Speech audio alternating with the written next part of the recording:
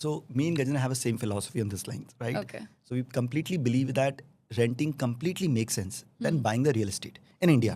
Okay. So I'll give you example. समझ लो आपको एक 4 करोड़ का फ्लैट है और आपने 4 करोड़ का फ्लैट खरीदा, उस पर आप स्टैम्प ड्यूटी दोगे 25 लाख रुपए और फिर आप इंटीरियर्स कराओगे तो लगभग 5 करोड़ का फ्लैट हुआ.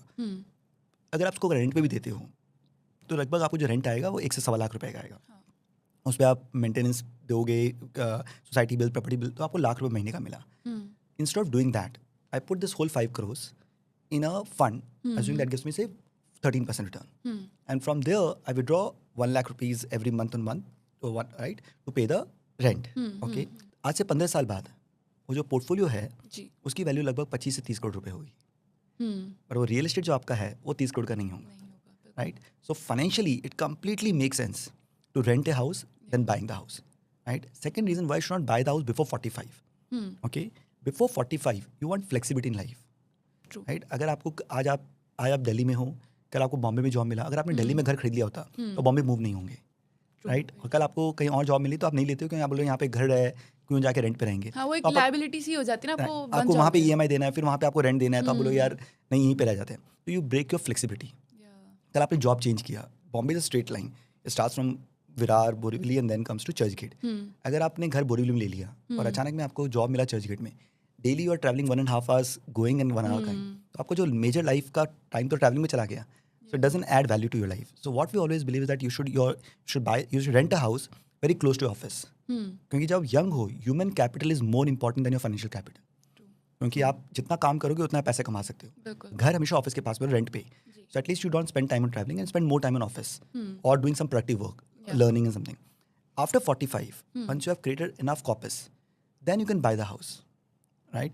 और by 45 you have very clear requirement. आपका रिक्वायरमेंट बहुत क्लियर रहता है. जब हम स्टार्टिंग में सबने आपने 30 में घर लिया तो आप क्या 30 के एज में घर लोगे तो आप क्या लोगे, 1.5 BHK लोगे क्योंकि आप उतना अफोर्ड कर पाओगे. 5 साल बाद जैसे आपकी इनकम बढ़ेगी आप बोलोगे अब तो मुझे 2.5 BHK चाहिए. तो वो जो पुराना घर है वो आप बेचोगे, वापस खरीदोगे, तो you lose out lot of that. जब आप बाय द टाइम 40-45 के होते हो तो आपको 3 BHK चाहिए. Again you lose out in this one. So instead of doing that till 45 based on your requirement rent a house. After 45 आपको requirement clear होती है कि आपको कैसा घर चाहिए, कहाँ पे चाहिए, किस लोकेशन में चाहिए, and then buy the house. Right. I think I love the second part of this answer because first वाला जो है द नंबर पार्ट हर कोई बात करता है, बट द सेकंड पार्ट जहाँ पे आपकी फ्लेक्सिबिलिटी बहुत कॉम्प्रोमाइज होती है एंड पोटेंशियल बहुत कॉम्प्रोमाइज होता है, that's not talked about. So I give you real life example. Right. जब हम पहली बार बॉम्बे में, गजेंद्र बॉम्बे आए थे और उससे पहले तो हम लोग बोरीवली में रहे थे. राइट. फिर हमारे पास रीजनेबल अमाउंट ऑफ पैसे हुए कि हम बोरीवली में घर खरीद सकते थे. We move to Andheri. Okay. अगर हमने बोरीवली में घर खरीद लिया होता हम कभी अंधेरी मूव नहीं होते. राइट. फिर हमारे पास थोड़ा रीजनेबल अमाउंट ऑफ पैसे थे कि हम अंधेरी में घर खरीद सकते हैं. We move to church gate.